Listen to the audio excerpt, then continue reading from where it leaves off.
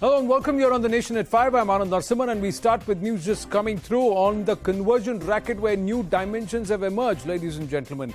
And this is a story that we had put out first here on CNN News 18 sometime back in July. This was unearthed by the Uttar Pradesh police. The ATS had stumbled upon it, and then as they unraveled it, the probe extended into the state of Gujarat also, where massive conversion activity was also being carried out.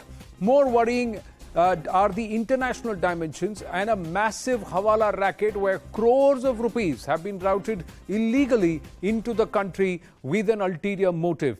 The huge funds being pumped in from the United Kingdom and from Dubai. Now the key accused, this is Salauddin Shaikh, Umar Gautam. And Salauddin Shaikh are the key accused in this matter.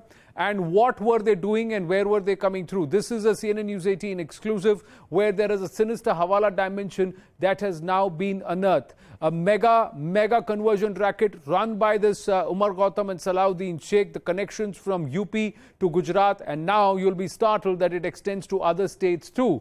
And this was the crackdown on the hawala funds, and this is a continuation of the same, ladies and gentlemen. Let's try and understand the details of what has been unearthed. It's a sum of not 1, 2, 3 crores, but a total of about 60 crore rupees.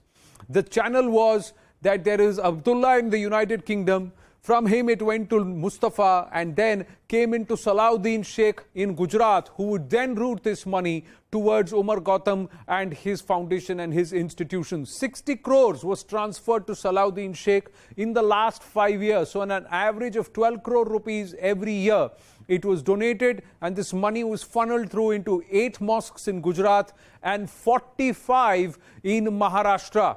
That's where this money has found its way to. For what purpose and what is the motive? That's a big question. And why is this money unaccounted for is also a big question. Funds have been used to build 6 mosques in Bhuj in Gujarat also. Also, the important aspect is about 19 crore rupees separately has also been received by Salauddin's AFMI's trust via FCRA. So all this money was being funneled towards this cause of trying to conduct this conversion racket. So Ankit Ghonsikar of News 18 Gujarat is with us, and so is Pranshu Mishra. Ankit, आपने इसकी details पता की हैं और काफ़ी startling है ये details कि करीब 60 करोड़ रुपया हर साल कम से कम 12 करोड़ रुपया है इलीगल रूट, हवाला रूट से आता था। हाँ जी बिल्कुल, मैं आपको बता दूं कि जो पूरा जो मामला है जो यूपी एटीएस के जो सलाउद्दीन शेख और उमर गौतम के ऊपर लगाया गया है, तो उमर गौतम को जैसे धर्मांतरण केस में यूपी एटीएस ने पकड़ा था, उसके बाद जो वडोदरा के सलाउद्दीन शेख है उनका नाम सामने आया था। यूपी एटीएस ने जो सलाउद्दीन शेख है उसकी गिरफ्तारी की गई थी। उसके बाद वडोदरा पुलिस ने एक जो है वो केस दर्ज किया था उमर गौतम और सलाउद्दीन के खिलाफ, और जो उसके एक एसआईटी बनाई है वडोदरा पुलिस ने। एसआईटी की टीम जो है वो पूरी अभी इसकी जांच कर रही है। एसआईटी की जो जांच है उसके अंदर बहुत ही बड़ा एक खुलासा सामने आया है कि जो 60 करोड़ रुपए है जो सलाउद्दीन शेख को मिले थे, वो जो है यूके के रहने वाले अब्दुल्ला फेफड़ा वाला ने दुबई के रहने वाले मुस्तफा शेख के साथ भिजवाया था। मुस्तफा शेख ने जो है हवाले के द्वारा जो है पैसा जो है वो सलाउद्दीन तक पहुंचाया था, और सलाउद्दीन ने इसको मस्जिद बनाने के लिए और जो सीए के समर्थन में जो रैलियां होती थी उसके अंदर यूज किया था। साथ में जो दंगाई है, जो दंगे के अंदर पकड़े गए थे, उन दंगाइयों को छुड़वाने के अंदर भी इस पैसे का उपयोग किया गया था। साथ में टोटल जो है कह सकते हैं कि मध्य प्रदेश, महाराष्ट्र, गुजरात और राजस्थान के अंदर भी मस्जिद बनाने के लिए पूरे पैसे जो है इस्तेमाल किए गए थे। इन मस्जिदों के पैसे पीछे जो है 7 करोड़ 50 लाख के आसपास जो पैसे है वो जो है पूरे यूज किए हुए थे। और अभी जो एसआईटी है वो पूरी जांच कर रही है, और साथ ही साथ एसआईटी ने जो है जो गृह मंत्रालय है उसका संपर्क किया है, और उस संपर्क करने के साथ ही जो यूके जो एम्बेसी है और साथ में दुबई एम्बेसी का भी संपर्क कर रहे हैं, ताकि जो अब्दुल्ला फेफड़ा वाला और मुस्तफा नाम का जो शख्स है उसकी जो है छानबीन की जाए, उसके पूछपरछ की जाए। जी, ये आप कह रहे हैं कि ये जो पैसा है इसको सीएए के प्रोटेस्ट में भी इसका इस्तेमाल किया गया, दंगों में भी इसका इस्तेमाल किया, और दंगों में जो हिरासत में लिए गए उनको छुड़ाने के लिए भी इस पैसे का इस्तेमाल किया। लेकिन ये पैसा जो है भारत में इलीगली आया है। इसके अलावा सलाउद्दीन शेख को करीब 19 करोड़ रुपए मिले हैं जो कि एफसीआरए के थ्रू भी आया है। जी बिल्कुल, मैं आपको बता दूं कि जो 60 करोड़ रुपए है उसमें से जो 19 करोड़ रुपए है जो एफडीआई की जो है जो फॉरेन जो लॉ है उसके हिसाब से आए थे, और दूसरे जो पैसे हैं वो हवाला से आए थे। इसके अंदर जो है एसआईटी की एक जो टीम है वो महाराष्ट्र में भी लगी हुई जांच के अंदर, क्योंकि जो पैसे है जो मुस्तफा है उसका नेटवर्क महाराष्ट्र में भी होने की जो आशंका है जो एसआईटी को है, इसलिए एसआईटी अभी मुंबई में भी तलाश कर रही है। और साथ ही साथ आपको बता दूं कि वडोदरा के जो 8 जो हवाला के लोग हैं उनकी भी पूछताछ की गई है। जी जी अंकित, आप मेरे साथ बने रहिए। We also have Pranshu Mishra, UP bureau chief. So Pranshu, this also unravels the amount of money that's being funneled in. A huge cause for concern that close to about 30 to 32 crores has been funneled in illegally into the country and has been used for multiple reasons.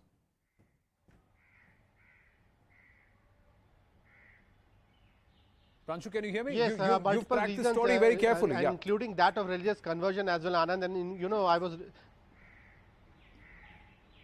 I was listening to our, the Gujarat counterpart, and at that point in time, that it reminds us of what has just happened recently in Uttar Pradesh, the conversion racket involving Jahangir Alam and Muhammad Umar, in fact, and all other 5-6 people who were arrested by UP-ATS in an operation that was done in Ghaziabad. And at that point in time, if you recall, ATS has said that, see, this particular religious conversion, hawala route of money, the money being funneled in from foreign sources used for diverse purposes, that is not something which is happening only in Uttar Pradesh or the NCR region. They clearly said that this roots of religious conversion, the roots of this hawala money transaction, that is very much there in Gujarat, in Maharashtra, in Jharkhand, in West Bengal. These were the specific states about which UP ATS, UP ADG has clearly spoken of. And remember, because of that, the UP government has recommended an NIA probe into this matter. Though NIA hasn't officially taken it, but now the unearthings, the findings in Gujarat, which are being now reported, they clearly indicate that the problem is multifaceted. It is not just in one state, it is in multiple states, and this money is being used for various purposes on which the investigating agencies in different states are having their own investigation going on. And therefore I think this is a high time when central agency like NIA should take over all these cases. Now specifically about the Uttar Pradesh case, in that case UP police has been quick enough to complete its initial investigation and has filed a charge sheet. Right. All 6 accused, including Jahangir Alam and Muhammad Umar Gautam, they are still behind the bars. Charge sheet has been filed and the case is in the trial stage. So government state police saying that they had built a watertight case, comprehensive case against it, and they have proved that the particular module they busted, they used the hawala route transaction money to convert more than 1,000 people, and they say that all those details have been shared in the charge sheet that has been presented already in the courts. Yes, and Umar Gautam has been on record to claim that he has done this, and he was actually trying to brag about all of this. But Ankit, एक बात बताइए, जो सलाउद्दीन शेख है, इसके connections क्या देश भर में अलग-अलग जगहों पर थे, और भारत में क्या ये पॉइंट% था कि सारा पैसा हवाला का इसके पास आता था और ये इसको रीडिस्ट्रीब्यूट करता था, या फिर एक ऑर्गेनाइज्ड नेटवर्क का हिस्सा है? हाँ जी बिल्कुल, बता दूं कि जो सलाउद्दीन शेख के अंदर जो एसआईटी की तपास कर रही है, उन्होंने अभी तक जो पाया है कि कहीं ना कहीं ये जो पूरा रैकेट है वो महाराष्ट्र, राजस्थान, मध्य प्रदेश और गुजरात में भी फैला हुआ है। और एसआईटी की टीम जांच भी कर रही है कि कहीं इसके तार जो है जम्मू कश्मीर के अंदर भी तो नहीं जा रहे हैं। और एसआईटी अभी पूरी बात पर जो तपास कर रही है। लेकिन सलाउद्दीन की जो बात की जाए तो फिलहाल जो मामला सामने आ रहा है वो सिर्फ उमर गौतम के साथ, और जो महाराष्ट्र, राजस्थान, गुजरात और मध्य प्रदेश के अंदर जो पैसे दिए गए हैं उसके अंदर जो है सलाउद्दीन का नाम आ रहा है। जी Ankit and Pranshu, thank you for your inputs. We'll continue to track the latest, but this is a big development that we've been able to get access to. The total number of mosques, the network across multiple states, and the amount of money that's been illegally funneled in, above 30 to 32 crores out of the 60 crores which is being looked at. In fact, 42 crores which is coming in illegally, and about 18 or 19 crores which has come via the FDI or the FCRA route. Moving on here on the Nation at 5 to another issue which has dominated the headlines in the newscast here on CNN News 18, at least over the last 15 to 20 days, and that is what's happening in Afghanistan. The Afghanistan crisis is taking a turn for the worse as the nation looks to be headed towards a civil war or a mass civic unrest. As the nexus between Taliban and Pakistan stands exposed, Afghans are now rising up against this terror regime. Afghan nationals could be seen protesting against Pakistan not only in Kabul, but these protests were also held in Iran and also in Washington, D.C. Slogans of death to Pakistan and freedom were also heard being chanted. Also, of death of Pakistan could be seen as a hashtag that was trending on social media. This comes just a day after speculations loomed over Pakistan's role in the attack on Panjshir. Meanwhile, resistance leaders like Amrullah Saleh and Ahmad Masood have attacked Pakistan for supporting the Taliban. Maha Siddiqui, our Foreign Affairs editor, with us. Maha, these developments are very not surprising, but the response is what has been shocking. The way Taliban have responded to these protesters, because people of Afghanistan seem to be responding to Ahmad Masood's message. And that came in late last evening. And post that, there has been an outpour on the streets. But we can't expect anything better from the Taliban cadre, Anand, because that's what they are trained to do, to fight. And since there is no government in place, there are no instructions to the cadre on the ground as well on how to conduct themselves. This is the only method they know of using the gun, firing in the air to try and disperse the crowd, even if the crowd is of protesters, largely of women. That is exactly what we've seen today as these protesters came out and were expressing their anguish over the fact that a third country, that is Pakistan, is openly interfering in the internal affairs of Afghanistan, and that the Pakistan hand is very clear, not just in Taliban being emboldened so much so that they've overthrown the Ghani government and forced him to flee the country, take over Kabul, take over Taliban, but also now take over Afghanistan, but also now with the ISI chief of Pakistan landing in Kabul and pretty much now getting the Taliban government to be made according to the requirements of Pakistan. In this case, what we are seeing is the Haqqanis getting a large chunk, largely because the Haqqanis have been known to be the Haqqani network supported by Pakistan in the past. So you can see the clear hand of Pakistan in that, and that is why people coming out and protesting, but the Taliban cadre on the ground breaking up those protests pretty violently. Right. Quickly, if I can, because we've got a conversation, a reaction coming in from the Russian ambassador over regional concerns and concerns of regional security. And this is happening on a day when the two countries' NSAs are going to be engaging with each other. What is likely to be discussed there, Maha? Regional stability is going to be discussed, and Russia has been, in fact, even in the past, trying to pressurize India. That was earlier on. About 2 to 3 years ago, I'd spoken with one of the very close aides of President Vladimir Putin, who had, in fact, at that time said that India needs to have its boots on the ground in Afghanistan. India, of course, has never responded to that call. In boots on the ground were out of question. India said that they have been doing humanitarian development work, infrastructure building, capacity building, training, which has created a lot of goodwill for India on the ground among the regular Afghans, and that's what they will continue doing. This is a form of establishing peace in that region as per India. Now what we are seeing is rising concern, even as on part of Russia, that regrouping of terror outfits in Afghanistan could make it a hotbed for terrorism once again, and the spillover will be seen in the region. That is something that is going to be discussed. Maha, thank you for your inputs. Now, as concerns over regional security and a Taliban government in Afghanistan grow, Russian ambassador to India, Nikolai Kudashev, has echoed India's concerns. The envoy shared concerns of terrorism emanating from Afghanistan spreading to Russian territory or even into Jammu and Kashmir. He's also added that Russia did not want Afghanistan to export terror to other nations. As far as the phenomena of terror is concerned, yes, we do share our concerns with India. There is a danger of terror of terror being spread to the Russian territory, to the territory of Kashmir, maybe. Thus, this is a matter of common concern, and this is a matter of continued dialogue between Russia and India. Now, even as the Taliban look set to announce a new government for what it has named the Islamic Emirate of Afghanistan, what is visible on the streets of Kabul is a real regressive and trigger-happy face of the Taliban. Despite the group's claims to the contrary, gun-toting Talibani fighters are now part and parcel of Kabul landscape, bullying residents, physically attacking women and assaulting journalists, alongside the typical Talibani regressive mindsets that we saw in the Afghanistan of the 90s. Pictures of men and women at an educational institution separated by parda are an indication of things to come under Taliban's Afghanistan. In shocking visuals, Talibani fighters opened fire to disperse protesters in Kabul, where a huge crowd, including many women, came out to protest against Pakistan, and they were actually trying to march towards the Serena Kabul hotel where the DGISI is lodged. Slogans of death to Pakistan and freedom were being chanted.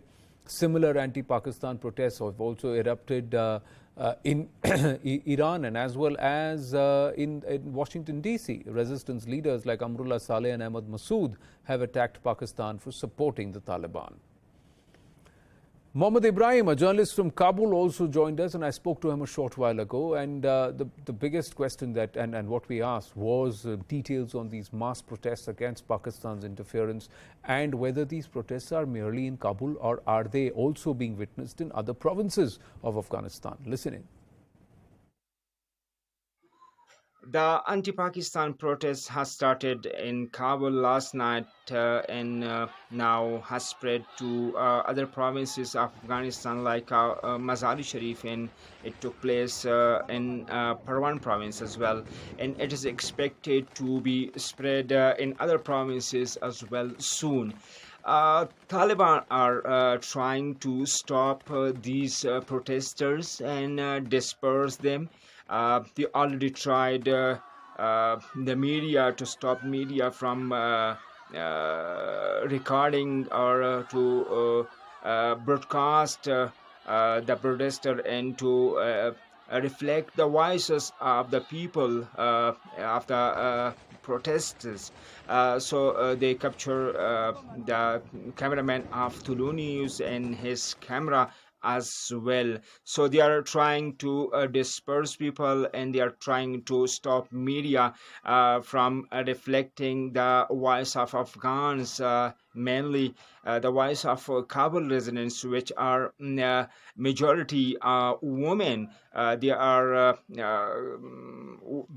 calling Taliban to free Pakistan, Afghanistan from Pakistan presence on military basis or at its political basis.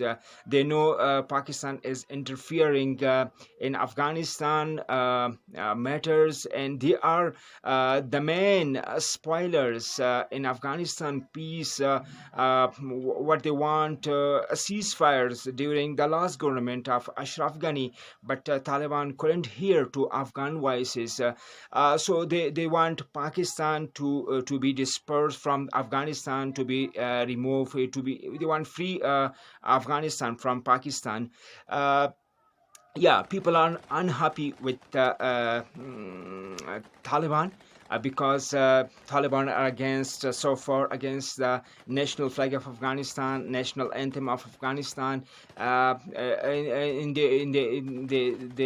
dissolve the army of Afghanistan. So they are the national interest of Afghanistan people, and they know who did these things with Afghanistan. So they are blaming Pakistan for these using Taliban.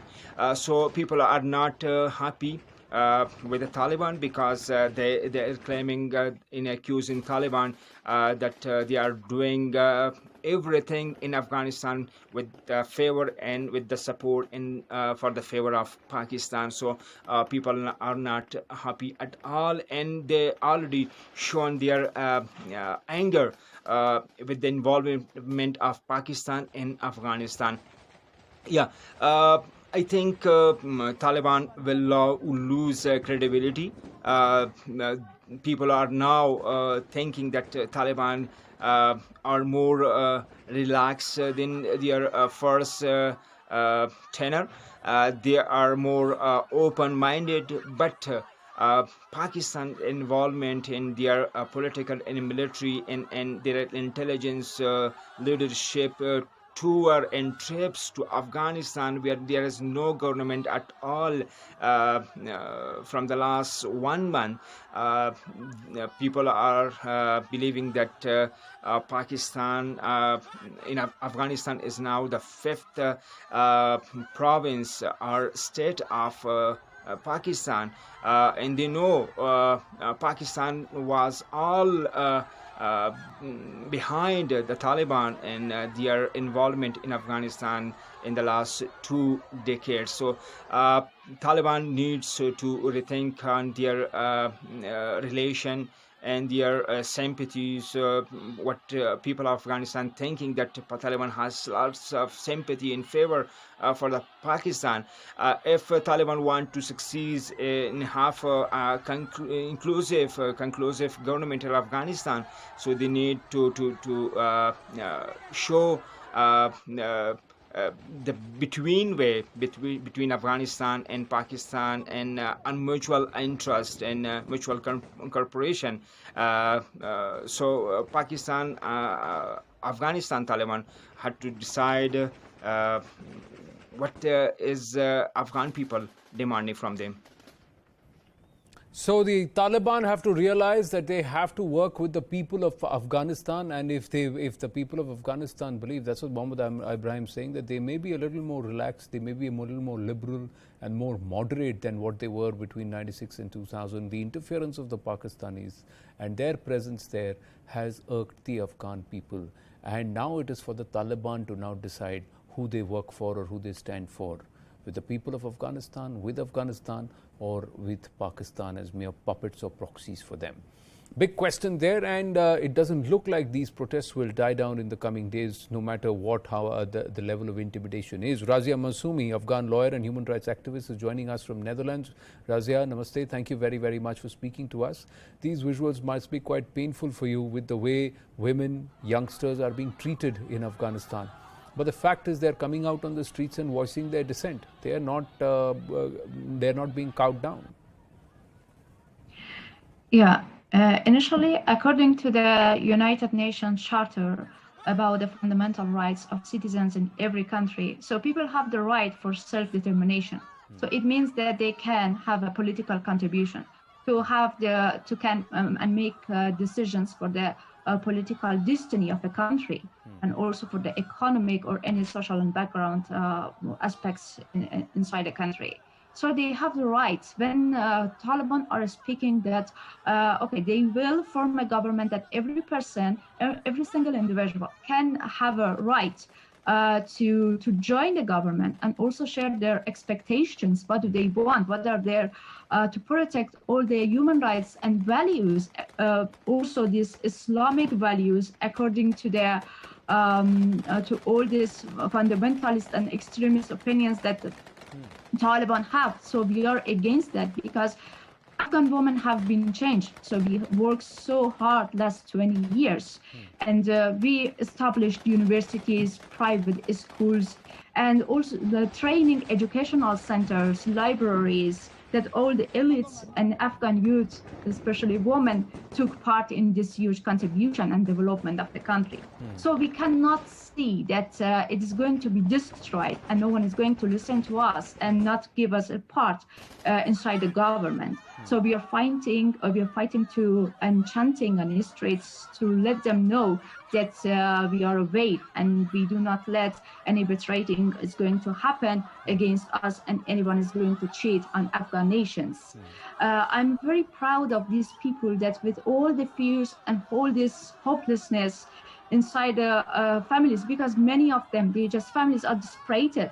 Yes. Many people have lost their most loved ones, and the country is right now is in very bad economic situation. People have no food to feed their families, and there's no school, no university. But they are coming to make decisions. They are screaming for freedom. So Taliban need to listen to us. They have to hear that we won't be quiet. People won't be silent, and they cannot keep people. They cannot force people to be silent. So we are looking, we want to protect our rights. All these rights that are given by Islam regime as well to us, especially to women. That woman has right to education, women have right to work and to look after their families. And women have rights to take part for the economic development and to solve this crisis. They need to take action, and they ask for give them times. We have been given times. It has been 20 years that they have been killing us and committed suicide attacks, and they never will be changed. And it is the reality of the current situation in Afghanistan. People have feared, and we are not going to trust this fundamentalist and extremist regime. That they are working to make the roots of the government strong and to take all the power by themselves and not giving a chance for women or for all other tribes inside Afghanistan to have a True, because the for Taliban don't themselves. represent all of the And, Afghan people. Do you also believe this interference by the Pakistan, especially the Pak military and their intelligence and them trying to control proceedings in Afghanistan? Is that, how do you view that? And do you think there will be huge amount of resistance to it? Afghan people can settle their differences between themselves. Why should another nation interfere? Yeah, this is obvious. This is the reality inside Afghanistan society. What happened during the peace negotiations with Taliban. So the main source of these talks, everything, all the politicians, they traveled to Pakistan and making negotiations there, and then they went back to Doha to make a settlement, like Abdullah or Ashraf Ghani. They all came together to make a kind of consensus to speak up with Taliban, but they never speak with Afghan nations. Okay, what do you want from the government? What do you want from this political future? What is your role? Because there are 35 million people are living inside Afghanistan. They are not those politicians. Where are they today? They just run away, and they are not even speaking and apologize to the people of Afghanistan that what they had done to people, it was a big shame, and it is a huge crime against humanity. It is widely invasion of Pakistan, and the leaders of ISI, he came to join Taliban for all these negotiations and give them opinion how they can fight back against the resistance of Panjshir. So Panjshir was a hope for everyone, for every single Afghan. It is still there, Razia. It's just that the people of Afghanistan have to assert themselves a little more. A group of 100,000 cannot suppress the voice of more than 36 million people. So it's just that the people have to take matters into their own hands and got to rise together, settle their mutual differences and rise together for the cause of Afghanistan. And if they do that, then the entire region and the entire world will stand with them. But the people have to ensure that they have that will and that they want to take matters into their own hands, and it has to be with the Afghan people. Razia Masumiji, thank you very, very much for speaking to us. Appreciate you making the time. Thank you. Thank you so much. Thank you. We're going to take a very short break here on the Nation at 5. Stay with us.